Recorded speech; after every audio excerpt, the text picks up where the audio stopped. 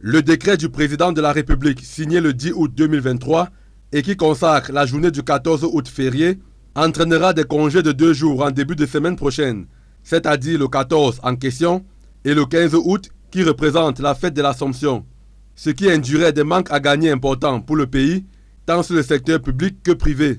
Si vous réalisez 100 000 par mois et que le mois là on vous a sauté un jour, vous divisez 100 000 par 30 pour voir ce que ça vous a fait. Donc un jour entier sans travail, c'est les mêmes charges. Donc on ne peut pas tout de suite donner un chiffre, mais dans le secteur purement privé, c'est un grand coup. Après le premier semestre, voici la seconde moitié de l'année qui connaît son lot de jours fériés. Pour un pays pauvre et endetté qui a tout à construire, les pertes sont énormes.